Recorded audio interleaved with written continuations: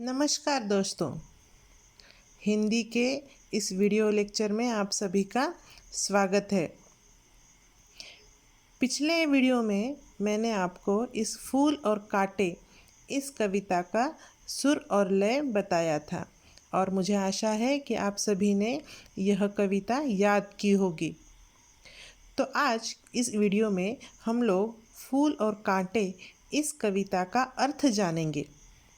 बच्चों, यह कविता अयोध्या सिंह उपाध्याय हरिओत जी ने लिखी हुई है।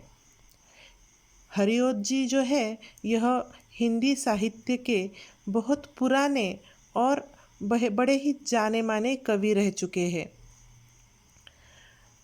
उन्होंने इस कविता में यह बताया है कि कोई भी इंसान अपने कुल से या जन्म लेने से या जन्म से बड़ा नहीं होता, तो वह अपने कर्मों से बड़ा बनता है।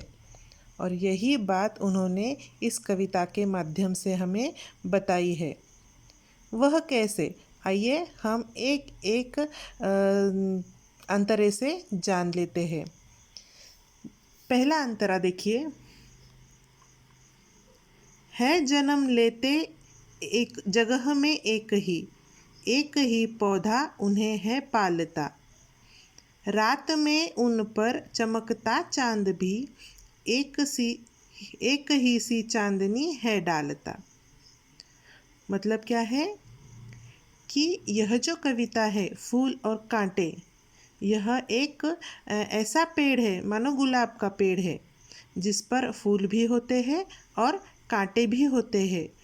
उसके बारे में यह कविता बताई गई है और उसका उदाहरण और इस पौधे का उदाहरण देकर कवि ने हमें अपने कर्मों का महत्व समझाया है। इस अंतरे में उन्होंने क्या कहा है कि एक ही जगह में पौधा जन्म लेता है। फूल और कांटे यह जो है वह एक ही जगह में जन्म लेते हैं और एक ही पौधा उन्हें पालता है ना। एक ही पौधे पर कांटे भी होते हैं, फूल भी होते हैं, यानी कि क्या है, एक ही पौधा उन्हें पालता है। और जब रात में चांद चमकता है तो वह चांद भी अपनी चांदनी उन फूल और कांटों पर एक सी ही डालता है। ऐसा नहीं होता कि फूलों को ज़्यादा देता है, कांटों को चांदनी कम देता है, ऐसे नहीं होता है। एक ही पौधा उन्हें पालता है, एक जैसा पालता है। एक ही जगह में वह पौधा फूल और कांटे आते हैं। उन पर जो चांदनी गिरती है वह भी एक जैसी होती है। जितनी फूल पर गिरती है उतनी ही कांटों पर भी गिरती है। आगे, मेह उन पर है बरसता एक सा, एक सी उन पर हवाएं हैं बही। पर सदा ही यह दिखाता है हमें, ढंग उनके एक से होते नहीं।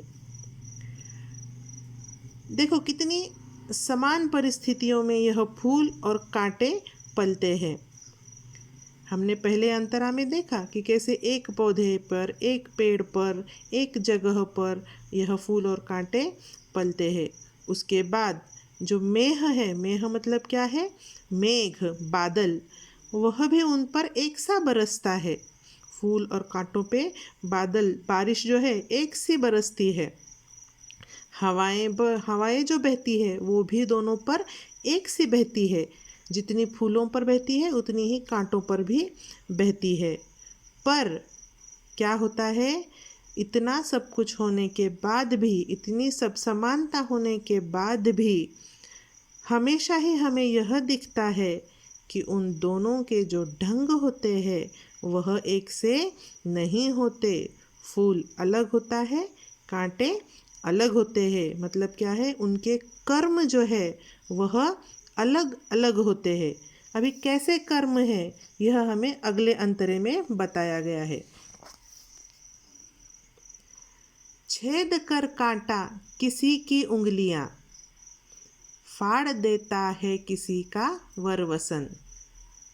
प्यार डूबी तितलियों के पर कतर, भोर का है वेध देता शाम तन। देखो, इस अंतरे में कांटों के कर्म बताए हैं। कांटा क्या करता है?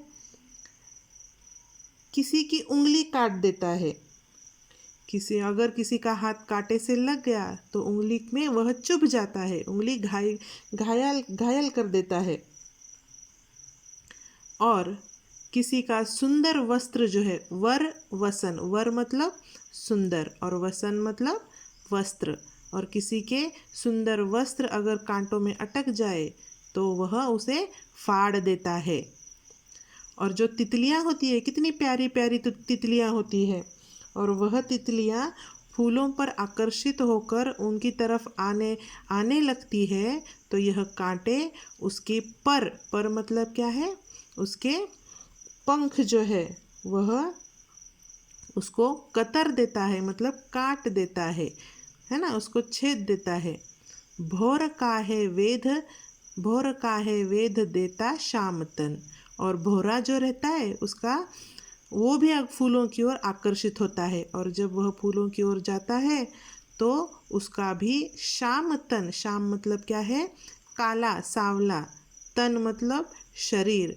उस भोरे का जो काला, भोरा जो काला होता है ना, तो उसका काला तन भी वह वेध देता है, मतलब क्या है? उसको छेदता है, उस पर वह उसे भी घायल कर देता है। इस प्रकार से यह कांटे का कर्म है, इस तरह से कांटे का स्वभाव है, सबको वह दुख देता है।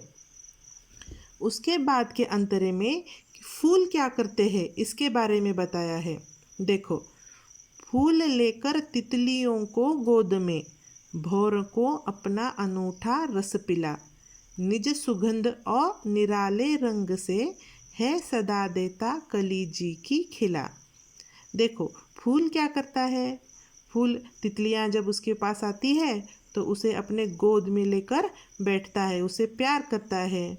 और जब भौरा उसका रस पीने के लिए, अनूठा मतलब क्या है? अच्छा सा, अलग सा जो रस होता है फूलों के अंदर, वह पीने के लिए जब आता है तो उसे वह रस पीने देता है, उसको रस पिला देता है।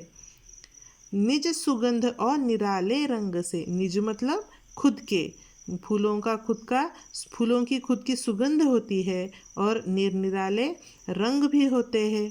तो ऐसे सुगंध और जो निराले निराले रंग जो होते हैं, उन रंगों से और सुगंध से वह सदा जी की कली खिला देता है। मतलब क्या है कि जी मतलब मन की कली खिला देता है, मतलब मन को बहुत खुश कर देता है, मन अपना खुश हो जाता है उसकी फूलों की सुगंध सूंघ कर, उसके रंग देखकर हमारा मन अच्छा होता है, हमें हमारे मन को खुशी मिलती है। तो इस तरह से कांटे और फूल अपने अपने कर्म करते हैं। कांटा सबको हमेशा दुख देता है और फूल सबको हमेशा खुशी देता है खटकता एक सबकी आँख में, दूसरा है सोहता सुर शीस पर। किसी तरह कुल की बड़ाई काम दे, जो किसी में हो बड़प्पन की कसर। इस अंतरे में कवि ने कहा है कि यह जो कर्म किए हैं कांटों ने भी और फूलों ने भी, उनकी वजह से उनमें से जो दुख देता है कांटा, वह सबकी आँखों में खटकता है, उसे कोई प्यार नहीं करता, उसको कोई अच्छा, वह किसी को अच्छा नहीं लगता। और दूसरी तरफ क्या है? दूसरा है सोहता सुर शीस पर। और दूसरा मतलब यह जो फूल है, यह उसके अच्छे स्वभाव के कारण, अच्छे गुणों के कारण वह सबको सुख देता है। और सोहता मतलब शोभा देना, और सुर मतलब देवता। सुर असुर कहते हैं ना हम लोग, सुर का विलोम शब्द, विरुद्धार्थी शब्द क्या है? असुर। सुर मतलब देवता, असुर मतलब राक्षस। तो यहाँ पे फूल जो है वह, और सुर मतलब देवताओं के सिर पर, शीस मतलब सिर पर शोभा देते हैं। किस तरह कुल की बड़ाई काम दे, जो किसी में हो बड़प्पन की कसर। तो कवि कहते हैं, अगर कोई बड़े परिवार से है, बड़े खानदान से है, बड़े कुल से है, पर अगर कोई बड़प्पन का काम नहीं कर रहा है, किसी को दुख दे रहा है, कोई अच्छा काम नहीं कर रहा है, तो कैसे वह सबको अच्छा लगेगा? नहीं लगेगा। सबकी आंखों को वह खटकता ही रहेगा। पर जो अच्छा बर्ताव करता है, जिसमें अच्छे गुण हैं, जो सबको सुख देता है, वह सभी को अच्छा लगता है। इसमें वह किसी कुल में भी, किसी भी कुल में पैदा हो, इसका कोई फर्क नहीं पड़ता, इसका कोई परिणाम नहीं होता। हर जो व्यक्ति है या वस्तु है, वह अपने अपने कर्मों से लोगों को अच्छा या बुरा लगता है, और बड़ा भी उसी से बनता है। बस यही बात इन्होंने, हरिओत जी ने हमें इस कविता से बताई है। तो इस कविता से हमें क्या सीखना है कि हम कैसे भी परिवार में जन्मे हो, हमारा परिवार गरीब हो, अमीर हो, अच्छा हो, बुरा हो, तो भी हमें अपने कर्म जो है वह अच्छे ही करने हैं, और अपने कर्मों से ही हमें बहुत बड़ा बनना है, लोगों के मन में हमें जगह बनानी है।